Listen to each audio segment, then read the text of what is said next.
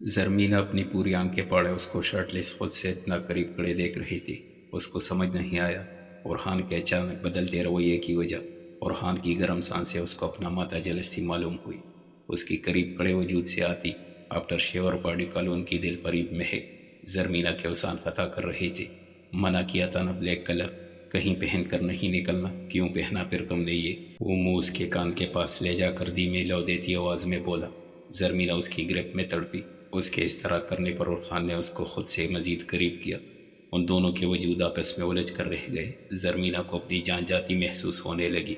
وہ اپنے ایک ہاتھ سے اس کا بھاری ہاتھ اپنے ہونٹوں سے ہٹانے کی کوشش کرنے لگی، مگر اورحان اس کی اس کوشش پر اپنی گرپ اس کے ہونٹوں اور بازو پر مزید مضبوط کر گیا اور سیدھا کھڑا ہو کر اس کو جھٹکا دے کر اپنے قریب کیا۔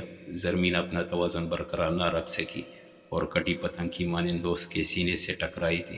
منع کیا تھا نا، نہیں پہنو گی یہ کلر میرے علاوہ کسی اور کے سامنے، تو کیوں پہن کر آئی ہو؟ جواب دو۔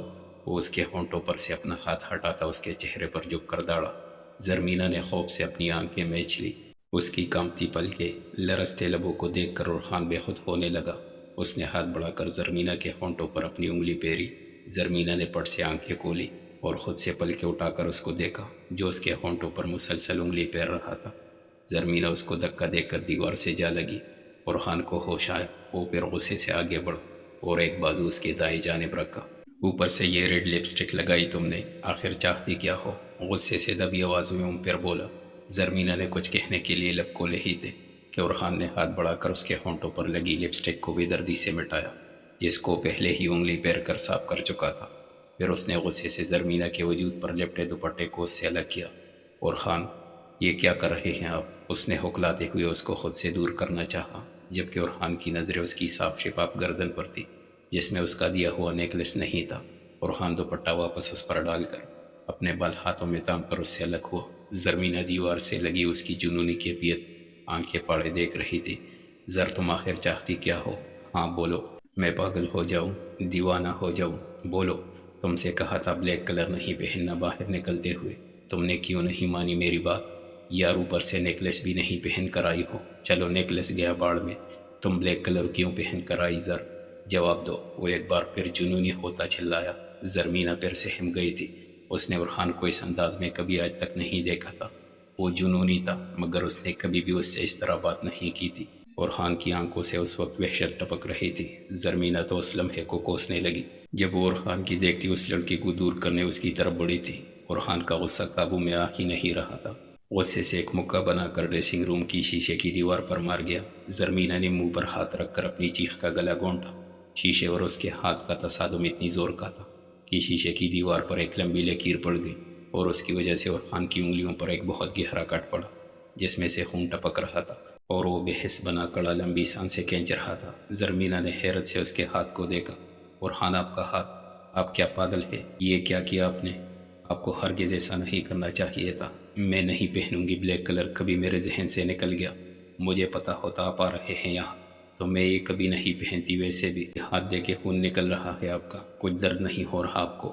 عجیب بے حس انسان ہے آپ۔ وہ غصے سے اس کا ہاتھ تھامتی دیکھنے لگی۔ اورحان کا غصے سے سارا اڑان چو ہو گیا۔ وہ بس اس کے پریشان چہرے کو منہ بند کیے دیکھ رہا تھا۔ وہ شرٹ کہاں ہے آپ کی؟ وہ یہاں وہاں نظریں گھما کر اس کی شرٹ تلاش کرنے لگی جو اس کو ہینگر میں لٹکی نظر آئی۔ وہ آگے بڑھ کر شرٹ اتارنا چاہتی تھی، لیکن پھر وائٹ ڈریس شرٹ اور اس کے ہاتھ سے نکلتے خون کو دیکھ کر شرٹ خراب ہونے کے خیال سے وہ واپس ہاتھ کھینچ گئی اور اپنے کندھے پر لٹکے بیگ میں سے کچھ تلاش کرنے لگی۔ اپنے بیگ میں سے اس کو صرف میک اپ وائپس ملے تھے اورحان کا خون صاف کرنے کے لیے۔ تھوڑی سی جلن ہوگی اس سے، پر میرے پاس کوئی ٹشو نہیں، میں اس سے ہی صاف کر دوں گی آپ کے زخم کو، ٹھیک ہے؟ وہ اس کا ہاتھ صاف کرنے سے پہلے اورحان سے پوچھنے لگی جو بنا پل کے جھپکائے اسی کو دیکھ رہا تھا۔ اس کی بات سن کر سرس بات میں ہلا گیا۔ زرمینا اس کی اجازت ملنے پر اس کا ہاتھ تھام کر اس کا زخم صاف کرنے لگی۔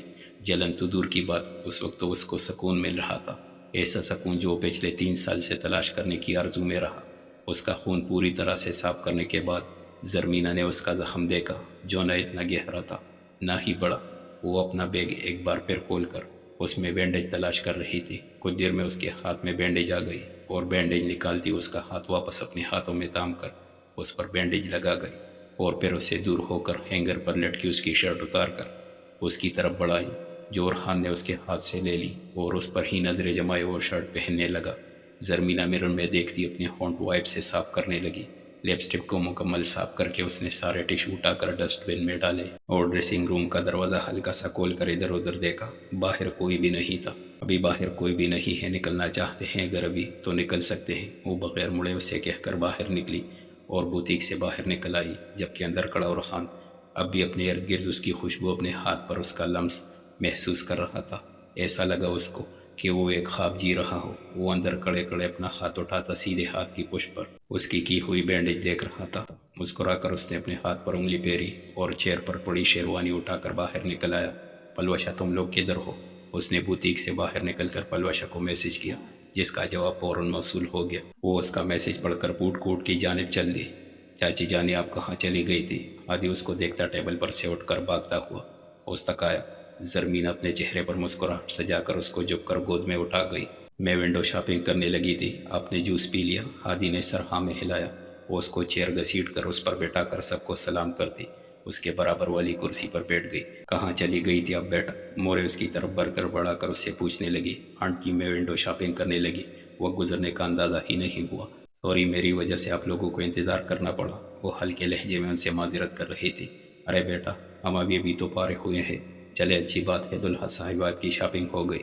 زرمینہ نے مسکراتے ہوئے برہان کو دیکھا، جو باتیں تو ابتسام سے کر رہا تھا، پر نظریں اس کی سامنے پلوشا سے باتیں کرتی عائشہ پر ٹکی تھی۔ ہاں کیا بول رہی ہو بلی؟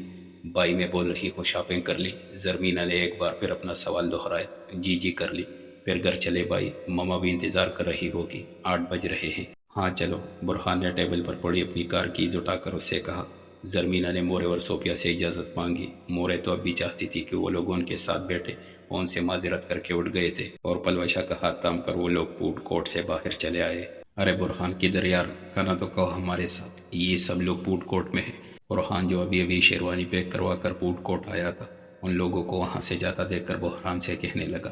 زرمینہ نے فوراً اس کا ہاتھ دیکھا جس پر کوئی خون کا نشان نہیں تھا۔ وہ سکون کا سانس لیتی اپنی نظریں پھیر گئی۔ نہیں یار، بس گھر جا کر کھائیں گے، ماما انتظار کر رہی ہے، تم لوگ انجوائے کرو۔ وہ اس کے گلے لگتے آگے بڑھ گیا۔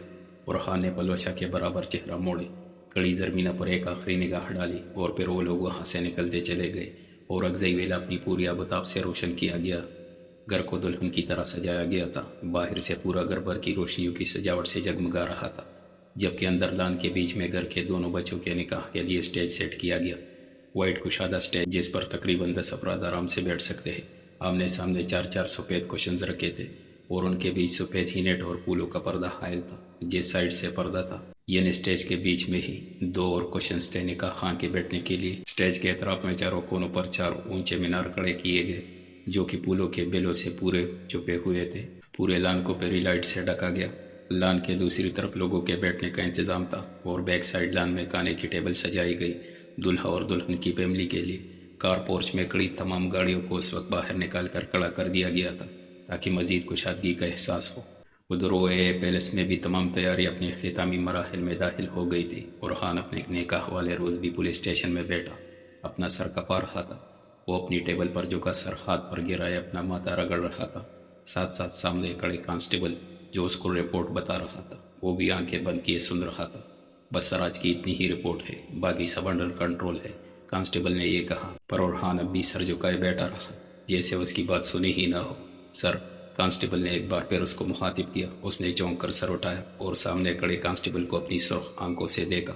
سر، ساری رپورٹ آج کی بتا دی، فائل یہ رہی، آپ پڑھنا چاہے تو پڑھ سکتے ہیں۔ اس نے فائل ٹیبل پر اس کے سامنے رکھ دی۔ برہان نے غیر دانستہ کیفیت میں فائل اٹھائی اور پڑھنے لگا۔ پرچے پلٹ کر اس نے پوری رپورٹ آنکھوں کے آگے سے گزاری اور فائل بند کرتا وہ واپس کانسٹیبل کی طرف بڑھا گیا۔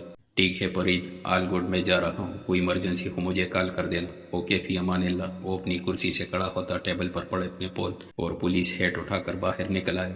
کار انلاک کر کے وہ ڈرائیونگ سیٹ پر بیٹھا اور فون اٹھا کر پلوشا کو کال ملائی۔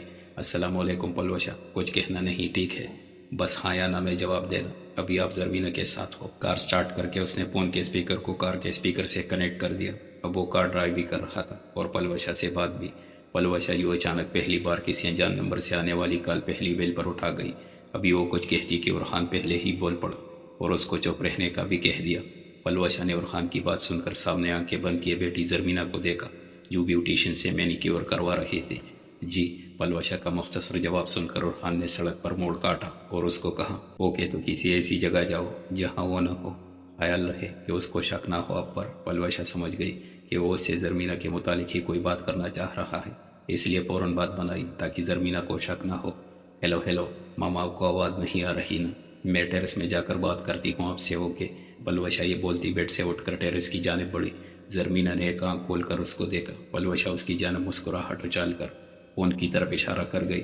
زرمینہ نے اس کو دیکھ کر سرس بات میں ہلایا اور واپس آنکھیں موند گئی۔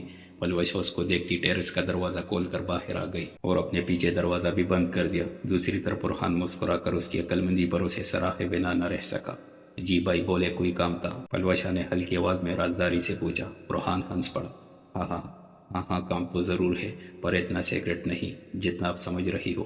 خیر، میں 10 منٹ میں وہاں پہنچوں گا، آپ بیک لائن کے گیٹ سے آنا، میں آپ کو بوکے دوں گا، آپ زر کو دے دینا وہ، ٹھیک ہے؟ پلوشا اس کی بات سن کر پرسکون ہو گئی۔ ارے بس اتنی سی بات ہے، میں سمجھی، نہ جانے کیا ہو گیا، کوئی ایمرجنسی ہو گئی، اللہ نہ کرے، کوئی مسئلہ ہی نہیں، آپ بس ایک میسیج ڈراپ کر دیجئے گا، میں فوراً آ جاؤں گی۔ بلکہ ایسا کریں نا، آپ مجھے مینے کے ایریا میں پہنچ کر میسیج کیجئے گا، میں نیچے آ جاؤں تاکہ آپ کو میرا انتظار نہ کرنا پڑے۔ فالتو میں یہاں پر لوگ بھی بہت ہیں، کسی نے آپ کو باہر دیکھا تو بلا وجہ کی باتیں بنیں گی۔ عرفان پلوشا کی بات سن کر مسکرا دیا۔ جہاں سے وہ فلاورز خریدتا تھا وہ شاپ بھی آ گئی۔ وہ کار پارک کرتا فون اٹھا کر باہر نکل آیا۔ تھینک یو سو مچ پلوشا۔ ارے عرفان بھائی کوئی بات نہیں، اچھا میں اندر جاتی ہوں اب، ورنہ آپ کی ظالم بیوی آ جائے گی، اوکے اللہ حافظ۔ پلوشا فون رکھ کر اندر کی جانب بڑھی اور اپنی بیوٹیشین کو واپس اپنے ہاتھوں پر مہندی لگانے کا کہہ دیا۔ کیا ہوا آنٹی، کیا کہہ رہی تھی؟ زرمینہ نے آنکھیں بند کیے ہی اس سے سوال کیا۔ کچھ نہیں پوچھ رہی تھی، تیاریاں پوری ہو گئی، پلوشا نے بہانہ بنایا۔ زرمینہ نے اس کی بات سن کر اس بات میں سر ہلایا، جبکہ وہ اب سکون کا سانس لیتی بیوٹیشین کو مہندی کے ڈیزائن کے بارے میں بتانے لگی۔ عرفان فلاور شاپ میں داخل ہوا تو مسکراتی مس میری نے اس کا استقبال کیا۔ مس میری ایک کرسچین خاتون تھی اور عرفان ان سے پھول لینے کافی عرصے سے آ رہا تھا۔ Hello my son, happy wedding, آج بھی اپنی وائف کے لیے پھول لینے آیا ہے نا تم؟ عرفان نے مسکرا کر ان کو دیکھا اور سر ہاں میں ہلا دیا۔ مس میری، آپ کو کیسے پتا آج میرا نکاح ہے؟ اس نے حیرت سے زرمینہ کو پسند کے مطابق بوکے بناتی مس میری کو دیکھا۔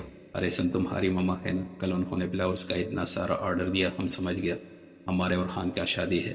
عرفان ان کی بات سن کر مسکرا دیا۔ ایک تو مورے بینا، اس کا گھر سجانے کی کیا ضرورت ہے، کون سا وہ رخصت ہو کر آ رہی ہے بھی؟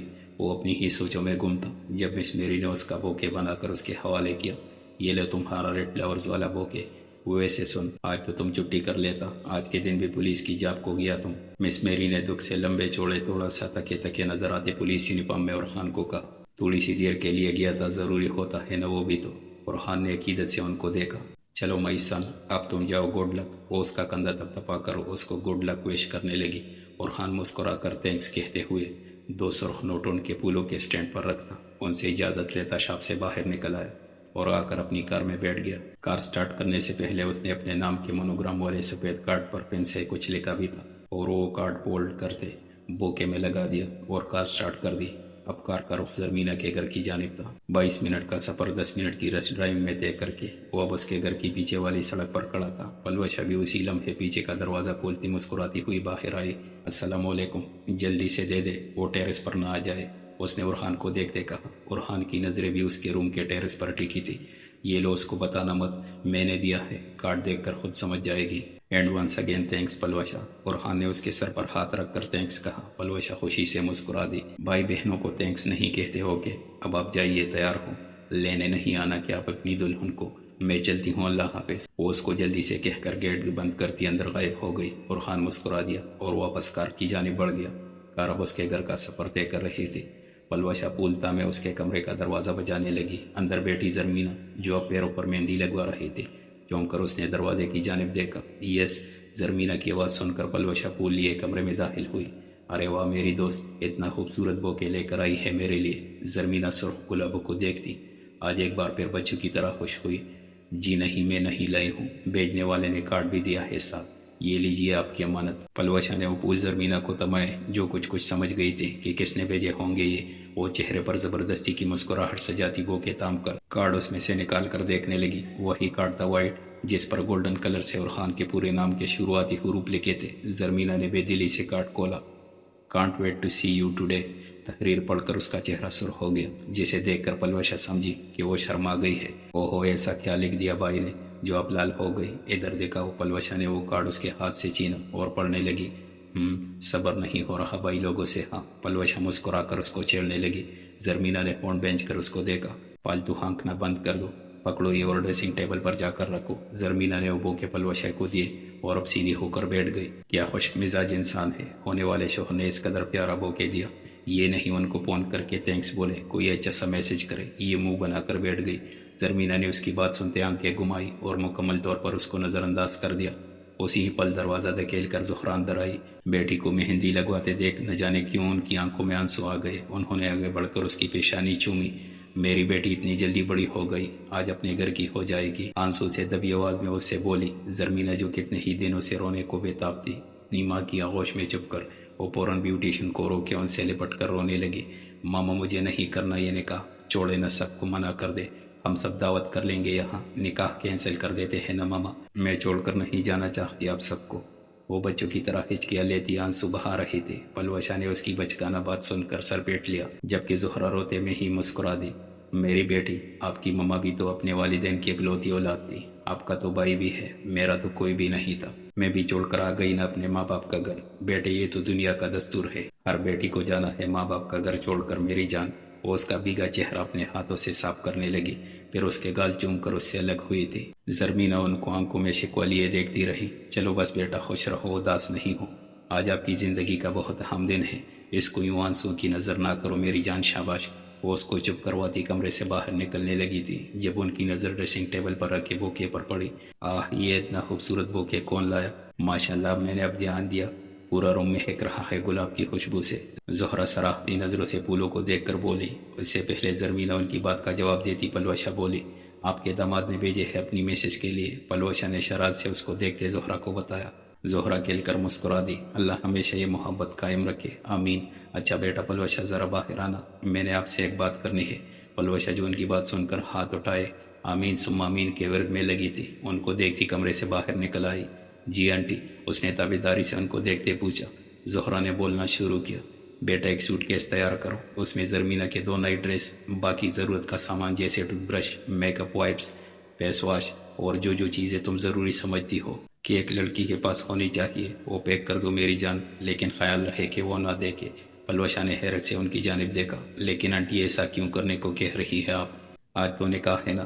زہرا نے اس کا پریشان چہرہ ہاتھوں میں تاما اور اس کو سمجھانے لگی، بیٹے سوال مت کرو، آپ بس جو میں نے کہا ہے وہ کر دو، شاباش، اور جلدی تیاری کرو، بابی بیگم کی کال آئی تھی، 2 گھنٹے بعد بارات آ جائے گی، جاؤ میری بیٹی۔ وہ اس کا کندھا تپتپاتی پیچھے اس کو پریشان کڑا چھوڑ کر وہاں سے نکل گئی۔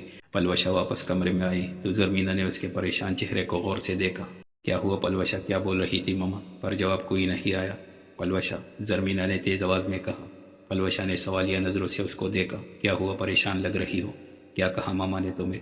کچھ نہیں، وہ کہہ رہی تھی کہ 2 گھنٹے بعد لڑکے والے آ جائیں گے، اس لیے جلدی تیاری کرو۔ زرمینہ نے محبت سے اس کو دیکھا، وہ اتنی سی بات پر اس کے لیے اتنا پریشان ہو گئی۔ ارے تو میری جان کیا ہوا، تم اتنا پریشان نہ ہو، فوراً توڑی نکاح کے لیے بلا لیں گے، مجھے ٹائم لگتا ہے، زرمینہ نے مسکرا کر اس کو کہا اور واپس اپنی نظریں ہاتھوں پر مرکوز کر لی۔ ہاں، تم ٹھیک کہہ رہی ہو، چلو میں ڈریسنگ روم میں جا کر اپنا ڈریس بھی دیکھ لیتی ہوں۔ پلوشا اس سے یہ کہتی ڈریسنگ روم میں آ گئی اور اپنے پیچھے اس نے دروازہ لاک بھی کر دیا۔ اب اس کو آنٹی کا کہا ہوا کام کرنا تھا، سمجھ اس کو ہاتھ کچھ نہیں آیا، پر پھر بھی وہ تیزی سے ہاتھ چلاتی گئی اور خان نے گھر میں قدم رکھا تو ہر سمت پول سٹینڈز پر سجے ہوئے دیکھے وہ ہلکا سا مسکرایا۔ جب آج دلہن کو یہاں آنا ہی نہیں تھا تو گھر کو اتنا سجانے کی کیا تک بنتی تھی؟ وہ سر جھڑک کر آگے بڑھا، اب اس کا رخ مورے کی روم کی جانب تھا۔ وہ کمرے کا دروازہ ہلکا سا کٹکھٹا کر اندر آیا۔ وہ قرآن پاک کو لے بیٹھی اس کی تلاوت کر رہی تھی۔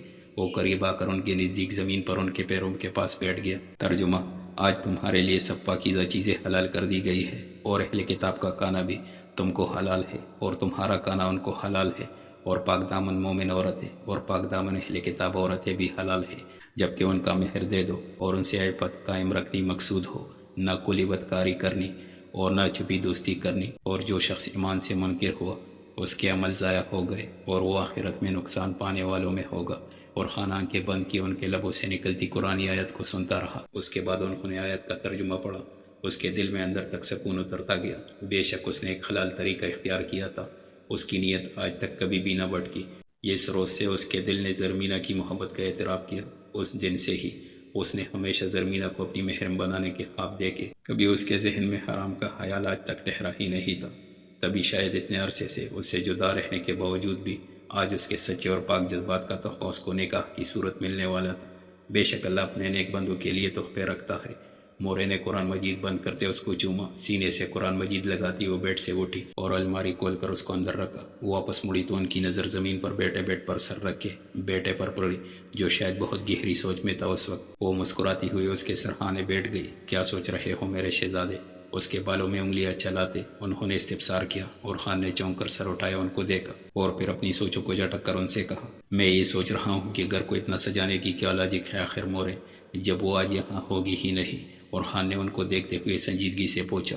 مورے مسکرا دی، کیونکہ ہمارا دل چاہ رہا تھا کہ ہمارے بیٹے کا گھر بھی آج دلہن کی طرح سجایا جائے۔ اسی لمحے دروازہ کھول کر اندر زفر داخل ہوا۔ پیسے کا ضیاع ہے یہ تو لالا، آپ ہی کچھ کہے، مورے کو اتنا پیسہ خرچ کیا ہے ڈیکوریشن میں، جس نے دیکھنا ہے وہ تو آئے گی نہیں آج۔